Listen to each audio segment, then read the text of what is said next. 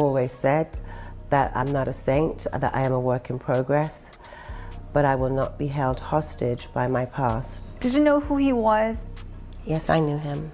I was introduced to him on my 31st birthday by my ex-boyfriend Flavia. And she introduced me to a lot of people. She made me feel special. She did a lot of things to me. Tyra Banks. Tyra Banks. How could you attend these freak-offs and you knew that these kids were underage? See, you know, I'm concerned with the adults that was at these parties who, you know, were given, you know, those intoxicating substances against their will, but they had a choice to be at that party. Thinking about the victims that are still going through this right now with other people who are running to cover their and deleting their social medias. Pink, Megan Fox, Tyra Banks, Steve Harvey. Okay, let's just say it. What is going on in Hollywood? Tyra Banks just shattered the internet by exposing Naomi Campbell, yes, that Naomi, for allegedly being knee-deep in Diddy's darkest secrets from the 90s. And honey, this is way more than a modeling rivalry. This is trafficking, allegedly. Y'all, Tyra isn't just throwing shade, she's lighting up Naomi's whole legacy with a flamethrower. According to Tyra, Naomi Campbell was out here servicing young models, both men and women, to Diddy for his infamous folklore. These weren't just regular parties, no ma'am. They were alleged playgrounds of exploitation, and Naomi was reportedly the gatekeeper, promising young hopefuls modeling contracts while handing them over to the music mogul for disturbing purposes. Tyra and Naomi's feud has always been the stuff of fashion folklore, but now Tyra's blowing the lid off what really sparked their fallout. Turns out, this wasn't about catwalk jealousy, it was about Naomi allegedly selling young African models into horror for Diddy. And baby, Tyra's been holding this secret for years. The beef suddenly makes a lot more sense now. And Tyra, she's not letting go. She's got her stiletto on Naomi's neck and isn't lifting it anytime soon. Now here's the tea that had everyone gagged. Naomi was allegedly in the room while Diddy tried to snay Snoop Dogg. And what did she do? Nothing. Sources claim Diddy spiked Snoop's drink at a party when Snoop began slipping in and out of consciousness. Diddy allegedly started touching him, and Naomi sat there like it was just another Tuesday. It wasn't until Snoop's wife stormed in and dragged her husband out that the madness stopped. If she hadn't shown up, who knows what would have happened? Who knows what Diddy would have filmed? The sheer horror. And guess what? Naomi was still rubbing elbows with Diddy as recently as his 54th birthday bash, smiling, posing, playing nice, but when Diddy got arrested, she immediately unfollowed him on Instagram, as if that would erase everything, as if the world wouldn't notice. But this ain't even Naomi's first scandal. Nope.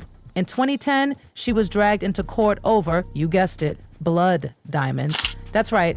Naomi was staying at Nelson Mandela's house in South Africa when Liberian war criminal Charles Taylor allegedly gave her uncut diamonds as a gift. Charles Taylor, known for murdering, maiming, and torturing innocent civilians to get those same diamonds, allegedly gave Naomi a pouch of them. And at first, Naomi denied it. She even stormed out of an interview when asked. As crucial in a case that goes back over a decade, involving hundreds of thousands of people, killed or maimed in a bloody civil war that Taylor is accused of fueling with what came to be called blood diamonds.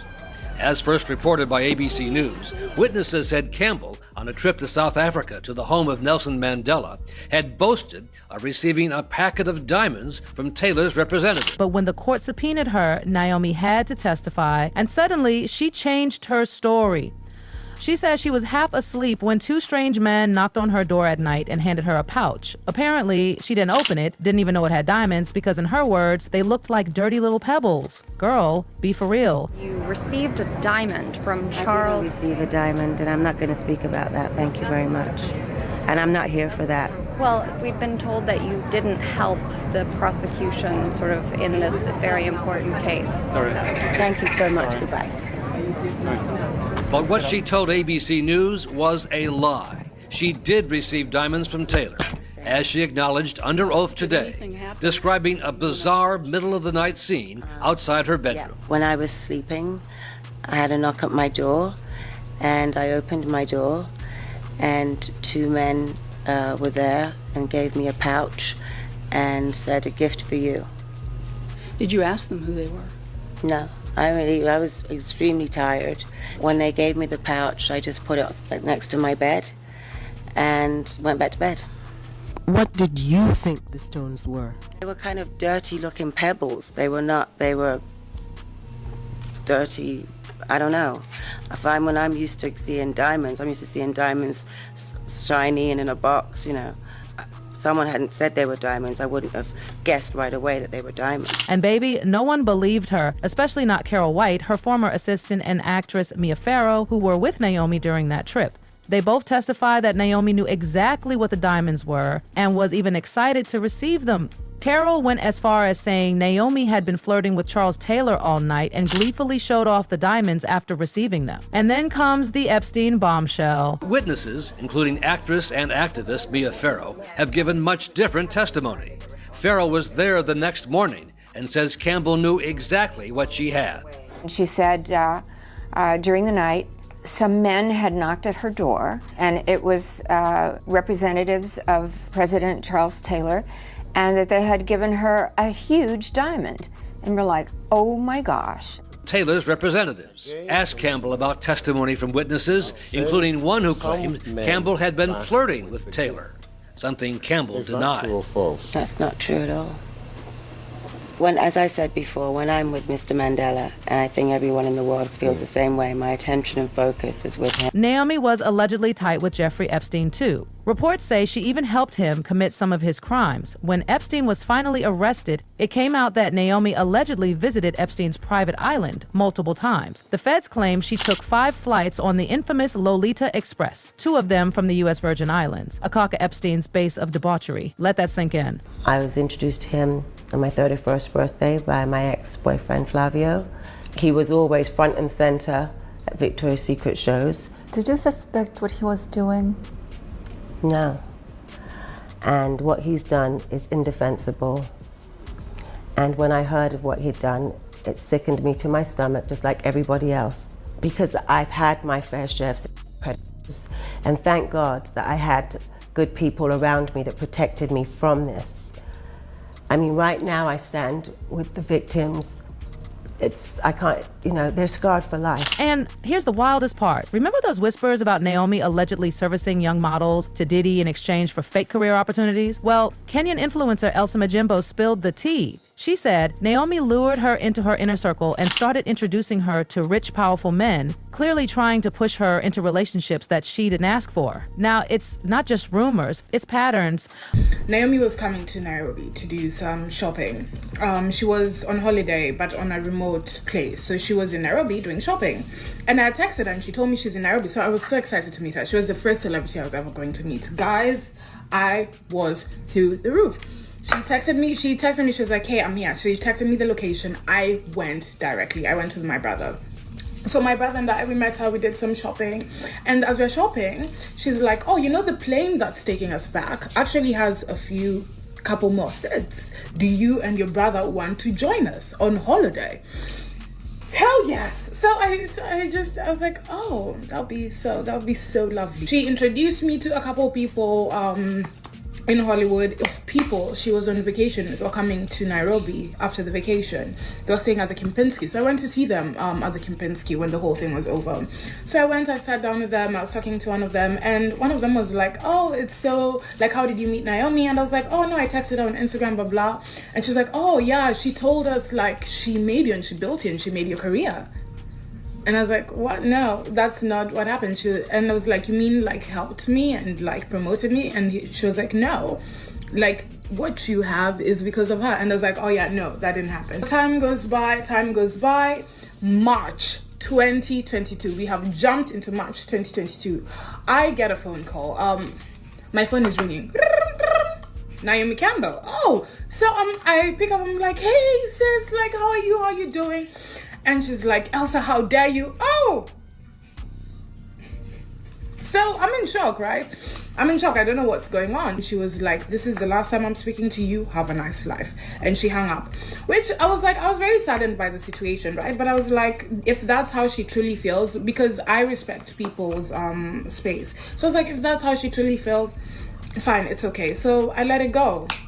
So after that, like a few months, things started going very badly for me. Things started going haywire. And I didn't think it was, I thought it was because of the situation, let me not lie.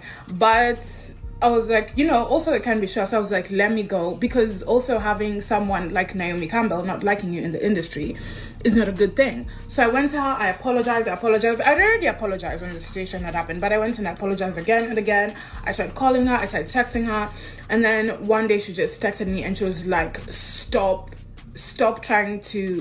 calling me. I have a child to take care of. So after that, I just said, okay, there's nothing I can do about it. I started drinking. That's why I even quit alcohol. I started drinking.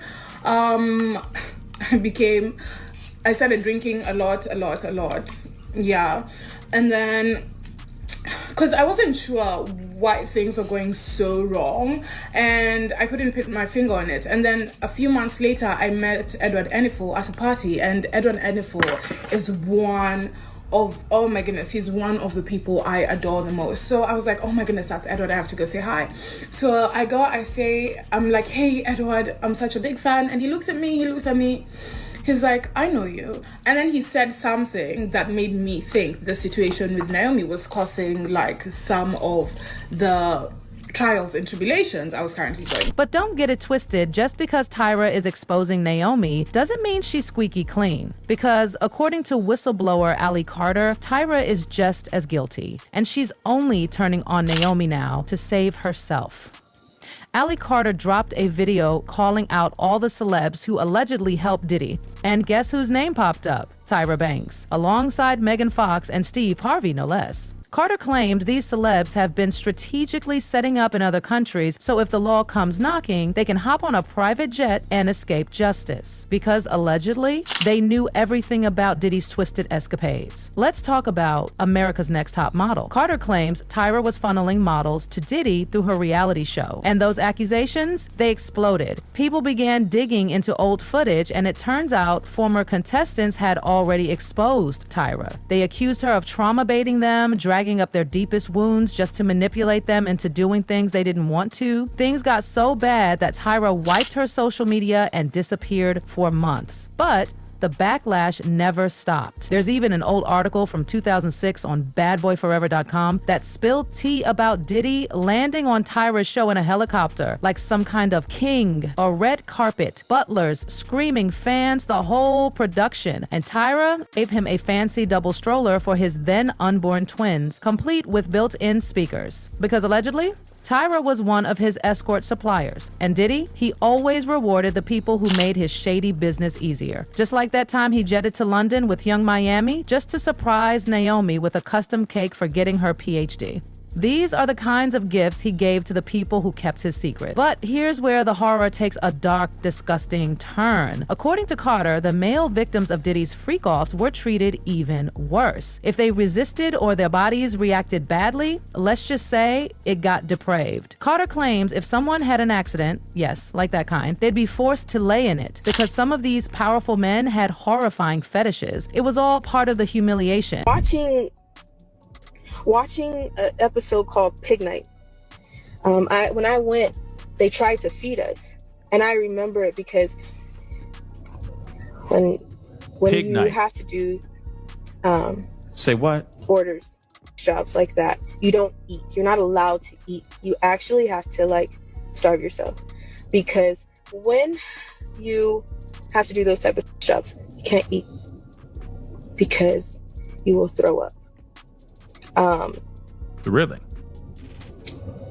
If you are doing, or if you are a guy doing it, you will shit everywhere.